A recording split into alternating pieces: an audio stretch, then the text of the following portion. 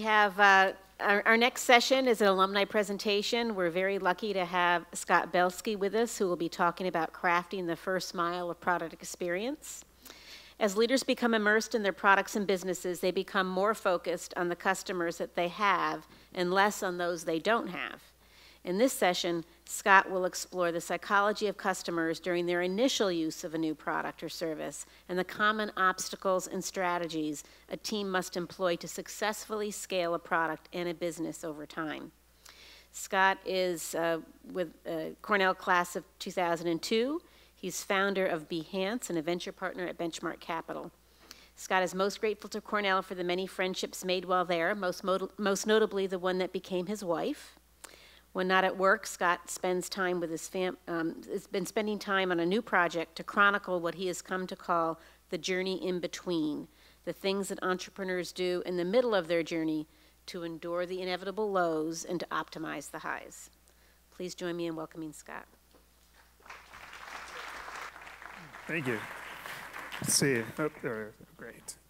Excellent. Am I on here? Let's see here. All right. Great. Is this working? Thanks for having me here. And is it me and then cocktails? Oh, goodness. All right. Should we just call it quits? What's that? We're having a problem? No. I'm sorry? It's going to be a split screen. Oh, okay. Whatever you got for me. Just want to make sure we have something. No? All right. Figure it out. So I actually, when I was an undergrad, I was in CALS. I was focused on business, but I took a lot of classes in the design major in human ecology. And I just didn't realize the role that would play in my career. I went to take a business job out of college, and then ultimately became really a product designer. And Behance was started in 2005. I'll give you a little history when the slides load up here. They were all tested and ready to go. So I thought what we would do is shift course a little bit and talk about how you get customers engaged with a product. I think that a lot of us are involved with businesses that have some product or service, whether it's enterprise or consumer. And I think we always think about the long-term potential of our product and what we hope to achieve for our customers. But really, I think that it's actually the first mile of the customer experience that matters the most. And the ultimate irony is that the first mile of the customer's experience of the product that you're building tends to be the last mile of the team's focus in developing the product. And usually when a product is almost ready to launch, a team comes together and says, okay, let's make a tour, and let's figure out the copy for all the different sections that someone signs up or downloads or installs or whatever. And that's part of the customer experience, and that's like actually the top of the funnel of the customer experience. So if you can't get people through that, then you can't get anyone to the promised land, the parts of the product that you're most excited about them benefiting from. So that's what we're going to talk about if we have some slides to refer to here. So let's see. Coming up. Oh, good. We're in luck. I tried to think of as much preamble as I possibly could, and then I just realized I ran out. Although I could try.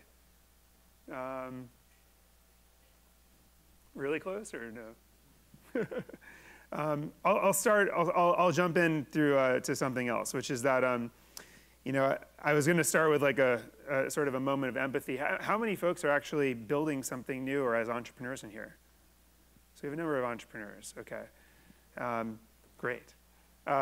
So the myth I think of creating a new product or business is that you have this extreme level of excitement and energy when you have this new idea. And then you kind of enter the doldrums of project management and the reality that there's just, it's just you're in this sea of anonymity and ambiguity, and there's no end in sight. And then somehow it's just like this linear progression. Thank you, linear progression up towards the end until it's like a great outcome. And those of us that are entrepreneurs know that this is definitely not the case. It's a little bit more like this. And it's just like this, this extraordinarily volatile, oh, this is horrible. Oh my gosh, this is great. Oh, this is horrible. And I like to say that the best we can possibly hope for, well, I'll get to that in a second. In the beginning, just to put some context to this, this frames the conversation today. Oh, I'm so happy you have the slides now. This is so much better. So in the beginning, you really feel like you have a plan, right? And it's only when you really get into it that you realize you can't really plan. And that's where you get lost. By the way, I don't have a confidence monitor here, so I can't see what I have to look back if you guys can fix that. And also in the beginning, it's when you're really self-reliant. This is when you actually have tremendous confidence and faith in what you alone can achieve. And then, of course, you realize, wait a second, this is really more about the team than it is about me. And so that's one of those other juxtapositions between the beginning and the journey. And then in the beginning also is when you can create a product with really simple solutions and insights that actually distinguishes you from the incumbents in your space. And then as you start to serve more customers and more situations, more complexity arises, and you try to solve all the issues in ways that typically add more complexity. And so we're going to talk about this in a second. And so what I was going to say is that the ultimate, I think, best case scenario is that we just get a positive slope. If somehow the lows are a little bit less low and the highs are a little bit higher, incrementally over time, that's the positive slope that we all seek. So quick intro about me. And I just kind of put it into 3 quick phases quickly here. In 2005, I started a company called Behance. And the mission of the company in New York was to organize the creative world. And we actually started with paper products, of all things, to help creative individuals and teams get organized.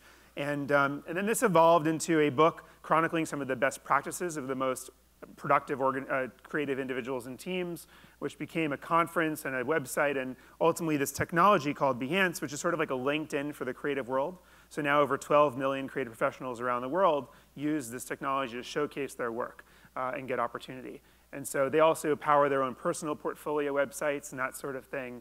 And I would say from the first chapter of my career so far, it's really been about realizing that a product and a brand can be mission-centric, organize the creative world, but medium agnostic. Do it in every which way you possibly can. So that's one of the things I took away. I think more companies are actually emerging that take that approach. The second part of my career started when we were acquired by Adobe. So we were acquired by Adobe in 2012, late 2012. I came in to oversee Creative Cloud products and reboot the mobile product strategy at Adobe.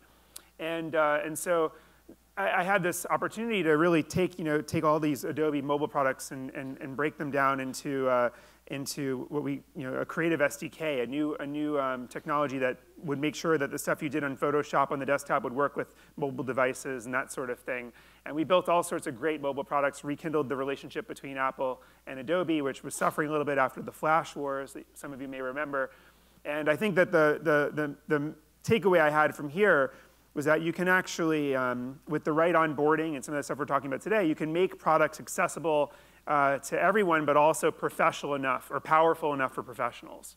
And I think when I went in there, I thought, no, it's impossible. If something's really good enough for a professional, it can't be accessible for everyone or anyone. But I think with the right mechanics, you can actually achieve that.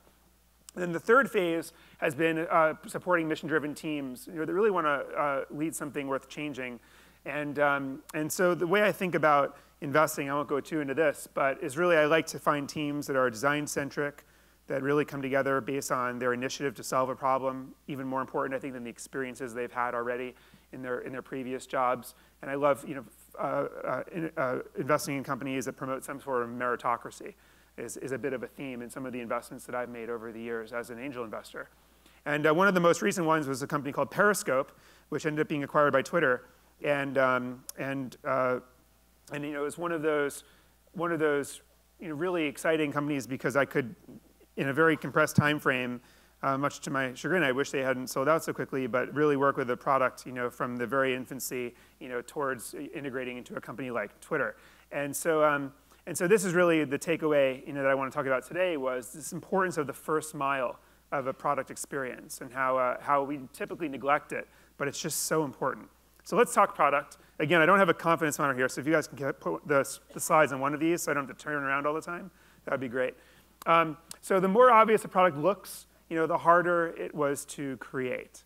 And this is really, I think that a lot of us who build products know this, that it's really hard to make something super simple. And again, it comes back to this, and it comes back to the point we were talking about, how it's really is in the beginning, but it's really hard over time to preserve that simplicity. And so to defy the whims of the journey, I think it's really important to ground all the decisions you make when you build a product in very simple convictions. Always coming back to some core tenet, the problem you're trying to solve, and other convictions you have that you think make a product great. And for me, that's always been this one, which is life is really just time and how you use it. It's like one of those little simple convictions. And I would argue that the majority of all the products we use in our life, both enterprise and consumer, exist to either help us spend time or save time. And so if you look at the products that spend time, we're all guilty of this. These social media products, news products, other products like gaming products. They're simply there to help us, spend time. And then there are a bunch of products that are supposed to help us save time. Whether it's fast, a quicker car, recalling notes more quickly, communications with our team through Slack more quickly, Postmates getting something delivered and saving us the time of having to go pick it up. And then you could argue that there are some companies that probably help us both save and spend time, whether it's little headlines to navigate the news more quickly in Twitter, or something like Amazon, where you can get sucked in, but it is faster to buy something. Blue Apron, you do take the time to cook, but you don't have to prepare your vegetables. It comes prepared for you. So there's some stuff in the middle there as well. But the point is that we are constantly fighting to save time and are being seduced to spend time at all times. And so I think this is true, except for when other natural human tendencies really kick in.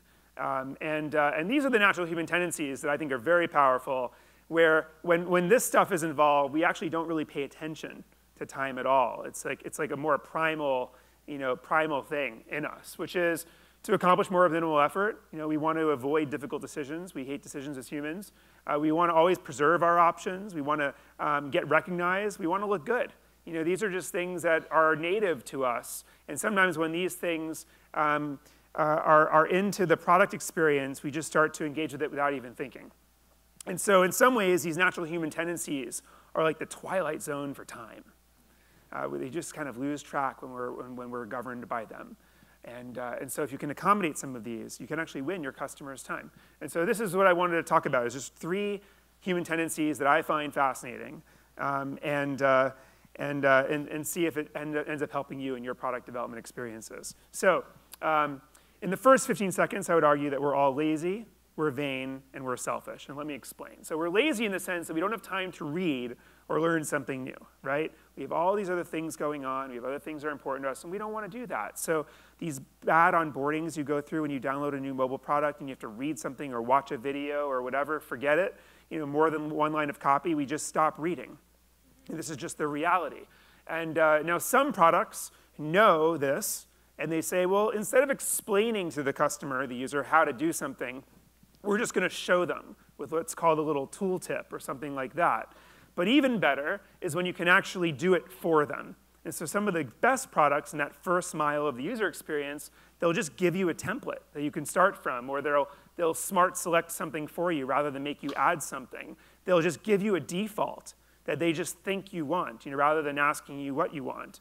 And these are the types of things that we can really accommodate a lazy customer. And this is why I love this saying, the devil's in the defaults, right? And actually, if you look at the data, it suggests that 90% of people typically just end up using whatever they're given. And so if you as a team really debate and spend time thinking about what should the defaults be for our new customer, that's usually what they're going to use and continue to use for a very, very long time. Vain. The better something makes us look, the better it makes it look great, and it better make us look good quickly. So I love the term ego analytics. I use this with a lot of the teams that I advise and a lot of the products that I've invested in over the years. And it's really about helping people understand and see that something is making them look good. You look at something like Instagram, which is all about getting the love, right? And Periscope, another thing that was interesting about this product is that it was all live streaming. And a lot of live streaming is really boring. And as a broadcaster, you're wondering, is this working? Should I just stop? And so as the incessant hearts, there's part of the product where you're just tapping, and it's creating these hearts. And it's this ego analytics format to keep people engaged. When you go into Instagram, oftentimes the first thing you look at is who's liked your content. And it's interesting, if you look at the stats of a lot of these social media products, what you'll find is that a lot of the engagement in the product happens after the user posts something. So we actually think that Instagram is about going and seeing our friends' content, but actually, it's about going and seeing who saw our content. Social consumer products are as much about seeing who saw your content as they are about sharing and seeing others' content. It's just one of those realizations, right, that goes into the realization that, that ego analytics matter. And vanity is one of those things we have to keep in mind in the early stage of a customer experience. Again, later on, as you build a relationship with that customer, all these things change. But I'm talking about the first mile. The last thing I would argue that really matters is that we're selfish, right? You need to benefit quickly from spending any time on this. You've got other demands, and this really needs to do something for you. It needs to make you, is to serve you before anything else. And so any of these products that say, hey, build a group of people, and do this for a team, and then you'll benefit, I don't think that cuts it. In the first 15 seconds, a lot of the best products do something for the individual user right away. We're very skeptical of these long-term promises. We want something that really delivers an amount of value now. I mean, look at Pinterest. In the early days of Pinterest, Ben wanted to help people make collections. He had this vision for a discovery network, but initially it was really just about build a board of your favorite recipes or build a board of your favorite articles. A lot of people didn't invest in Pinterest because they saw it and they thought it was the same as Delicious or a few of these other kind of bookmarking sites that people use for themselves personally. It was very important that Pinterest offered an immediate sense of utility in order for people to then stay engaged long enough to realize that there was also this discovery element as well. And another example is Slack. When Slack first started to roll out in teams that were using HipChat and a lot of other technologies that were similar in terms of communication, they were first adopted by teams who were throwing in fun little animated GIFs and jokes and stuff. And it was the novelty that preceded the utility of the product. And so sometimes that's a way to get people engaged on a selfish level, is just have them have fun with your technology, and then they'll eventually discover the true utility of it. The value propositions, like get paid faster, really empathizing with a customer's problem around not feeling like they're getting paid fast enough through credit cards or whatever. The companies like Stripe that really appealed to developers. It was all about 2 lines of code, saving time. It was really a selfish value proposition, which is just, this is for you. It was super easy. You don't have to spend any time on it. You don't have to do as much work. That was really one of the segues in for a lot of these companies. Which goes to say that it's interesting. Marketing and copy is typically done by a different division or a different team or an outside agency, when in fact it's a critical part of the first mile of the user experience. And so I think it should be part of the product team. And I always push product teams to take more ownership over the marketing and copy of their experience. So second human tendency is we don't want to make the wrong choice. In fact, we don't even want choices, right? More options, more problems. I can't tell you how many times I'll see a new, an entrepreneur launching a new app, and they'll show it to me, or a new product, and they'll have all these different tabs and bells and whistles and all these things. And I always explain to them that new users they'll definitely use the tab they land on. That's the devil in the default, right?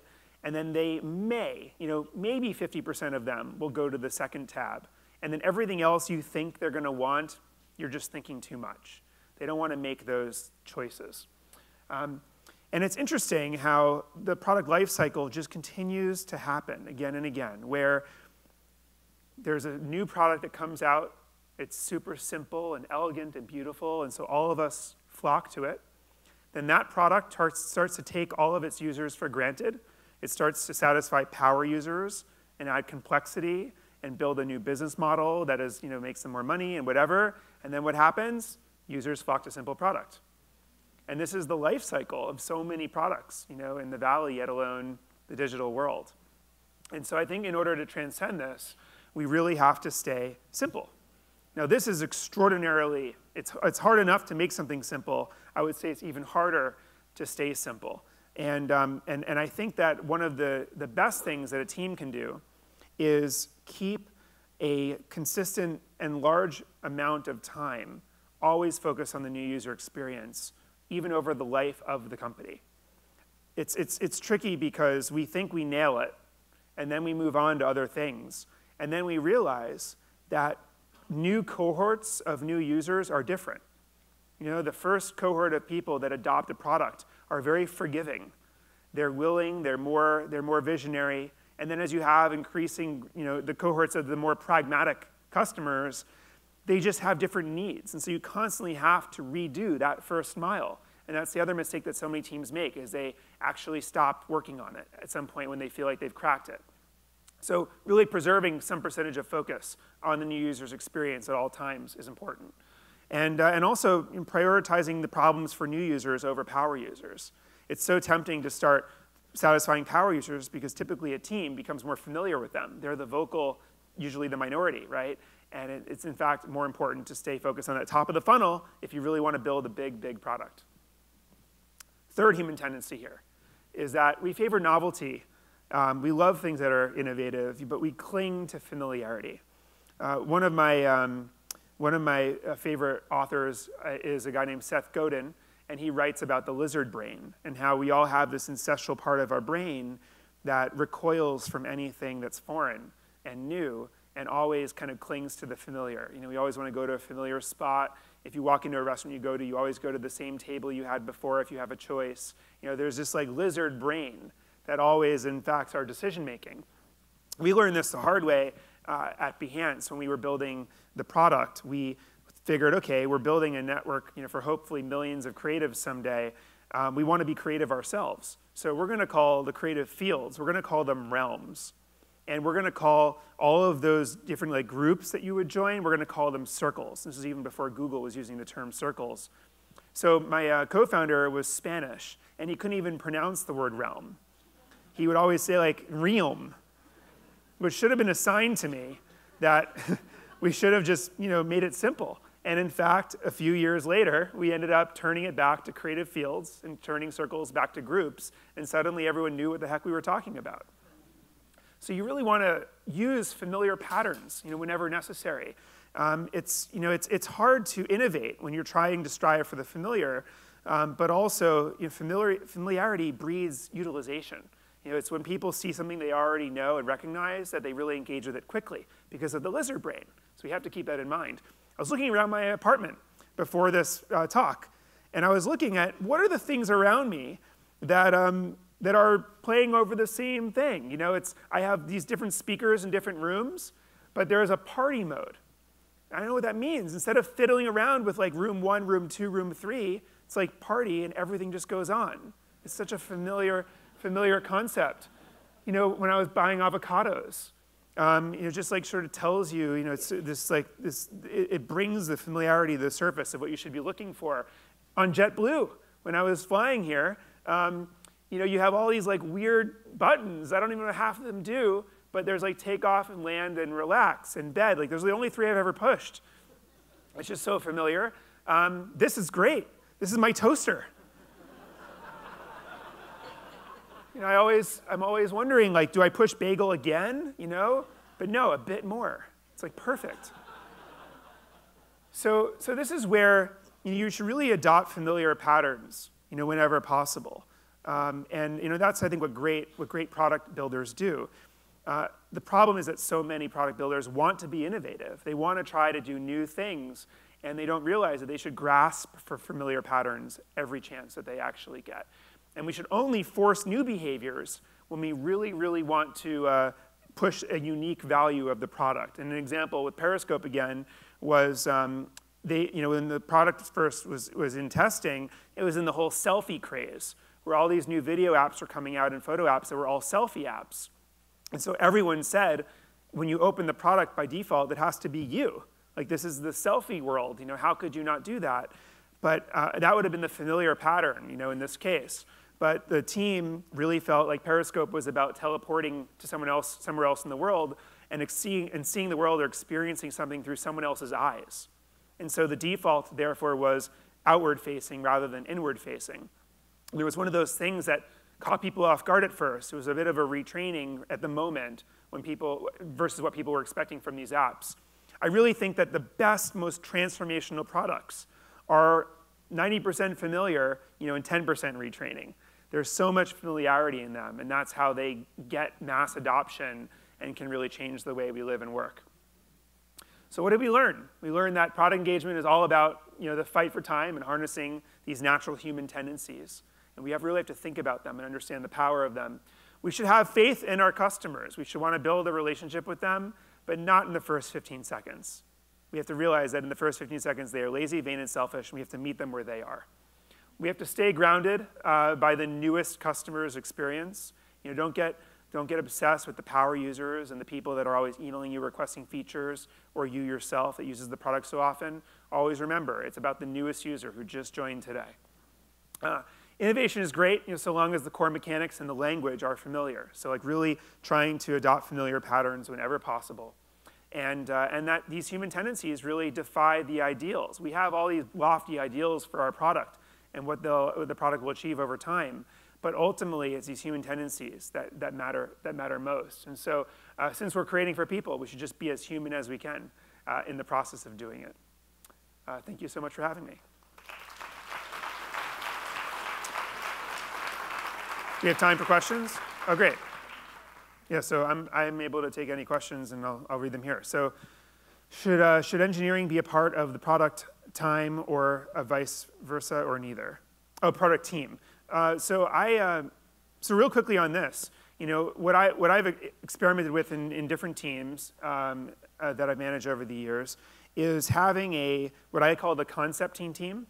And the product concepting team is usually the product leadership and designers. And it's during that period where you're really concepting what the product should be doing. You're taking in user research and all this other stuff. And then at some point when you have mock-ups, then what we would do is we would have what we call deliveried engineering, where we would have engineering in the room for the first time. And we would have their input on the product direction, as well as if they felt like something that we were doing was inefficient, with the load time or with just the tech stack in general, there was something that we were missing, they could then push it back into concepting. We have to come back and deliver it until the engineering team accepted it. But I actually purposely kept engineers out of the early stage of the product concepting process, because I found that the reactions to the ideas around how expensive they were would get in the way of the best possible solution. And so I would try to kind of augment or separate the teams for some period of time before bringing them together. What are some important mistakes that you have made that have shaped your investment decisions? I think that the biggest mistake that I have made a few times is investing in someone who didn't put their team first. And as I look back on the early conversations with that person, whether they were name dropping a lot or whether there was something else that kind of threw me off, I would be disappointed in myself that I didn't notice, or that I didn't take notice and realize that was a red flag. So I think that there are things you can see in the person when you're having those initial conversations that gives you some sense of, are they going to be thinking about themselves later? Are they going to be full of BS, or are they going to be really really reliable, and is everyone going to look up to them? I think there's other things you can look for that are proxy for how they'll behave as a leader of a team. So what app does onboarding well? There's so many good examples that I would say. One is, just use Slack, for example, since we used it a few times in the presentation. Even things like realizing that people typically don't remember their username and password for the first few times they come back to a product. So Slack always says you can also get a magic link. And so when you go back to Slack, and you're trying to log in, after the first time of using it, they'll say, you can click to get a magic link, and then the link goes to your email, you can push it, and you're already in, you're in.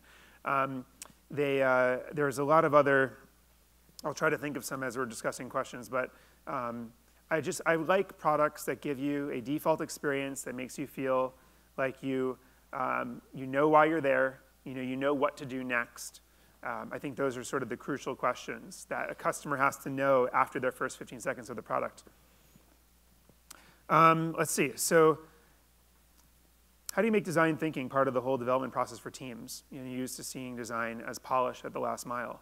It's a great question, because design is a few different things. I think that in some ways design should permeate the whole business planning process.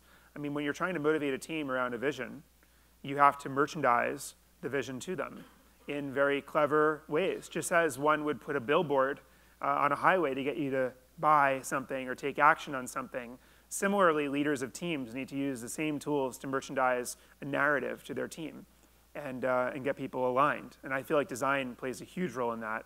I also think that the tools that we use to create products influence the products that we create, obviously. And so design of space and of communications tools and everything else certainly impacts the product, which is so logical. But you look at so many teams that just don't care. They use these very convoluted, archaic, systems from very old Silicon Valley companies that are designed horribly, and they expect their people to create a beautiful product. Like, I just don't know how that happens. Let's see. Should you pitch the short-term value that your product offers or the long-term value?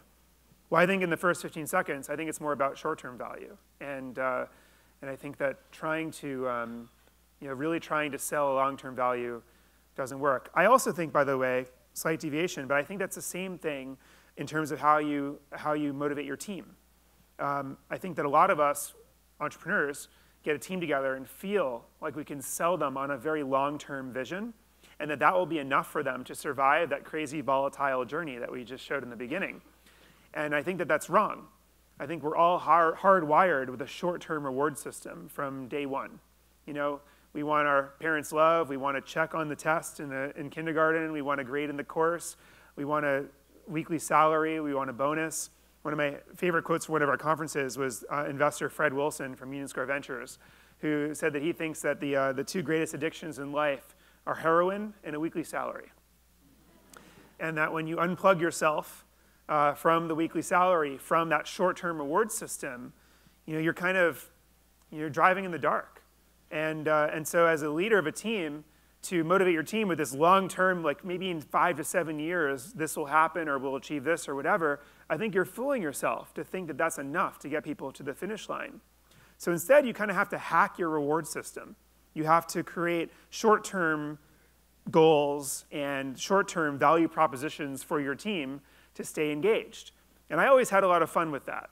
I remember when we started Behance in 2005, we made up the term Behance. And so every time you typed into Google Behance, it always said, do you mean enhance? Do you mean enhance? And so I said to my team, you know what? We have no customers. We're not making any revenue, and no one really knows what we're doing. But someday we're not going to be a mistake in Google. So let's get enough projects published by creatives on the platform. Let's put enough blog posts out. Let's get enough press that at least Google no longer thinks that we are a mistake. And then rest assured, like 7, 8, 9 months later, something like that, you typed in Behance in Google, and suddenly one day it was just like, oh, it just came up. And we were like, it's no longer a mistake. And then I kid you not, a year later, Beyonce became super popular.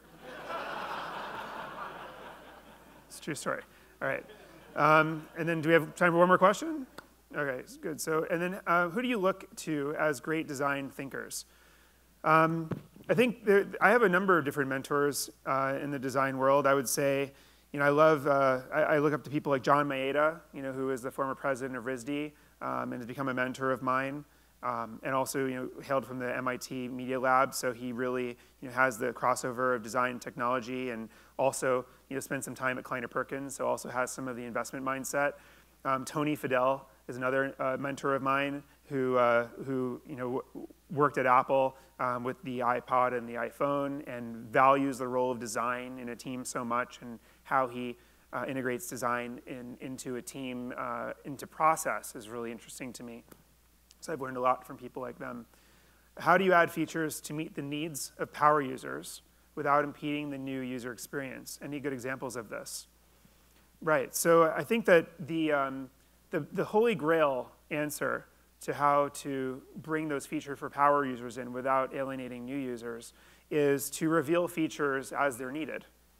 And this is something that we played with a lot at Adobe with our mobile products, because there were power Photoshop users who would come into one of our Photoshop mobile products, and then there were totally elementary people who saw Photoshop as a verb, who were just downloading the mobile app and hoping to have an experience where they could edit a photo or crop something. And so the answer was a progressive reveal of features based on the user's behavior, based on how many times they've come back to the app, based on the types of things we see them doing, right? And then, or the other apps that they've used, the types, just other metadata we get can help determine how professional, how capable, how ready, this user is for some of those power features. And so in an ideal world, you reveal features as they're needed, rather than slapping them all there to begin with. Anyways, thank you for having me. Great questions.